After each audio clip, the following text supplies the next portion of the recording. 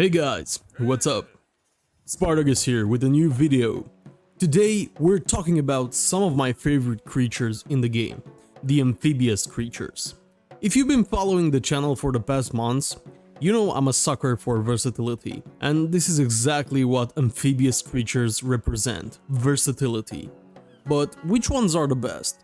Are there any surprising entries on the list? Let's find out. A quick note before we start the video. The Astrodelphis and the Astrocetus are not included on the list, since they serve a totally different purpose in my opinion compared to the other creatures in today's top 10. If you enjoyed the video, please give it a like, as it really helps the channel grow. Okay, let's start with number 10, the Kaprosuchus. Once a top dog on these kind of lists, it was pushed down to the 10th spot on the list by creatures added in the later maps of Ark. It's notorious for its pouncing ability that dismounts players, making it one of the most dangerous wild creatures to encounter. But once tamed, it is a decent swimmer with no oxygen bar that won't resurface when dismounted. The pounce can be used to cover ground quickly at the expense of stamina, and even works underwater. With only 200 base health, it is not the strongest tame on the list, but makes up for it with its agility and small size, making it a great early game tame for exploring on both land and water, even though it's a bit harder to tame these days since you can no longer use bola on them. Number 9, the Andrewsarchus. I told you there were some surprising entries on this list. The Andrewsarchus is a great all-terrain land mount, with great speed, damage, health, and a nice jump. However, its abilities make him an excellent creature for collecting deep-sea resources. The Andrewsarchus has an impressive 650 base oxygen stat and a respectable 500 base weight stat, perfect for carrying resources from the depths of the ocean, especially when you combine this with its submarine-like ability, which allows it to run on the ocean floor just like on land. Once you equip the Andrewsarchus with a saddle, your survivor won't even consume oxygen while mounted. However, if you dismount underwater, your oxygen bar will be consumed. Mounting the Andrewsarchus once again will make you stop losing oxygen, but will not refill your oxygen bar. So keep that in mind and make sure the wolf pig is following you when you dismount underwater. Number 8, the Beelzebufo. Quite an underrated tame. It's a fast early game creature that doesn't have an oxygen bar. It has a great jump ability to help it move on land, and it swims pretty fast, making it great to explore the ocean and its caverns. It has torpor-inducing attacks, which are really helpful, especially in the water since you cannot shoot a long neck there. It can also produce cementing paste by eating insects. Overall, it's a good versatile mount that can do a lot of things, and I consider it an upgrade from the Capro, at least on PvE. Number 7, the Megachelon. Okay, the turtle might be a bit slow in the water, and very slow on the ground. But I swear, having your personal island that you can build on is an awesome concept. Remember how I said the Andrewsarchus is great for bringing underwater resources to your base? Well, the Megachelon brings the base to the underwater resources. Its weight stat is off the chart. It doesn't consume stamina when swimming. Its health might not be as high as a Plesio or a Moza, but it compensates with some resistance to bullet fire. And the coolest part, it provides the player with oxygen when you're close to it. It's quite clunky to maneuver, so I don't recommend engaging packs of sharks.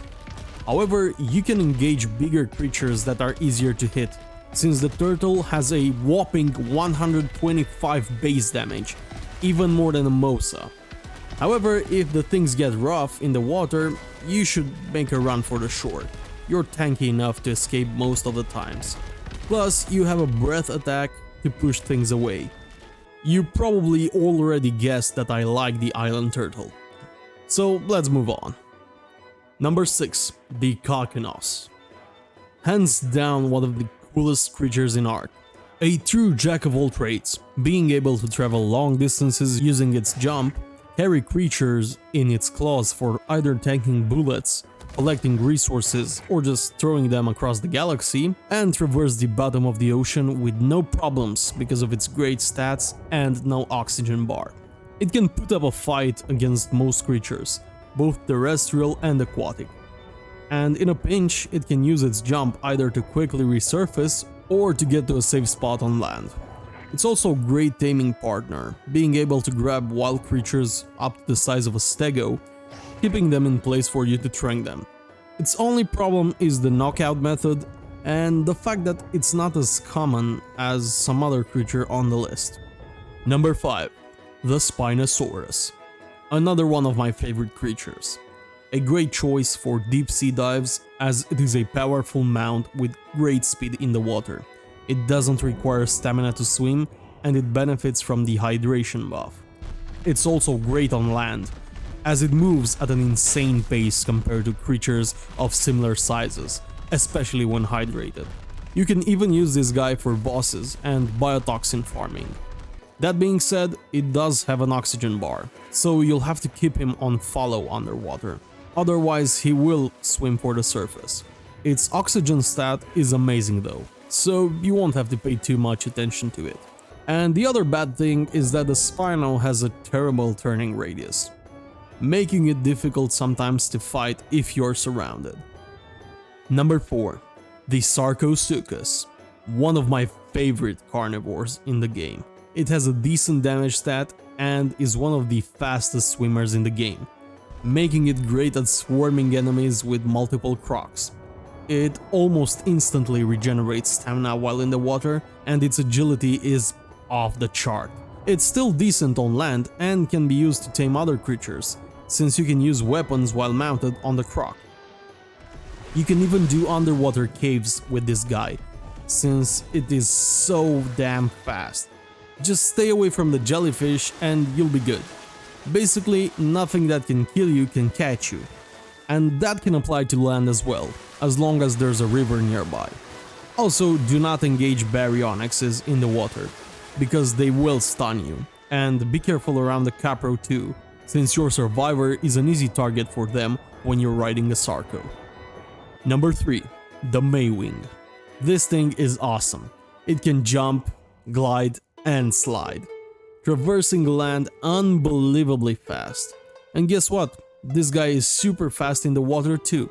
Just like the Sarco, nothing that can kill you will be able to catch you, unless you get stunned.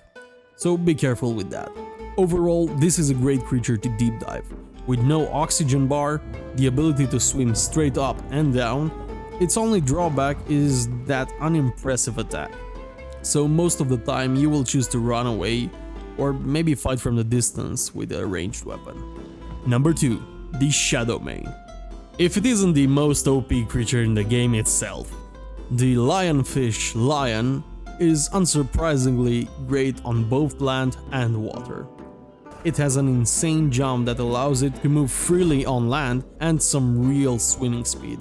And while maybe not as fast as a Sarco, it's definitely stronger than a Sarco, with a multitude of attacks available and the hydration buff. I'm not gonna go through all of its abilities, since that would take too much time. But if you're interested in what the Shadowmane can truly do, there should be a pop-up in the right corner of this video, or check out the description. There's gonna be a link down there. You can take on most marine and land creatures with this one. You can deep dive with no problem, as this thing lacks an oxygen bar. You can use weapons while mounted. Hell, you can even tank a Moza with it while taming it.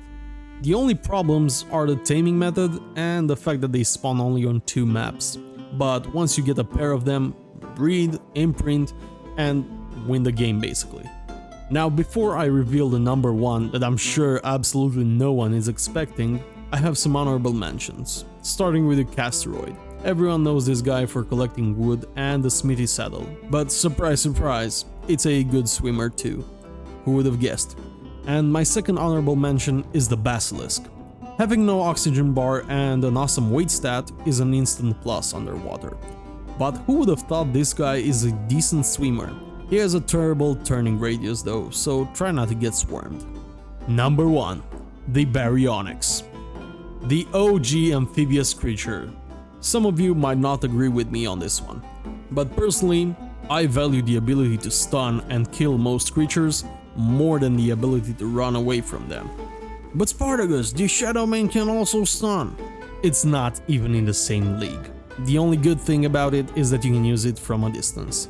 I can't even remember how many times the spin attack saved me from situations when I was surrounded. It might not be as fast on land as the Shadowmane, but it certainly is one of the faster creatures in the game. Plus, that slick body allows easy entry into most caves and caverns. And most importantly, it's way easier to tame and find, since it spawns on most maps.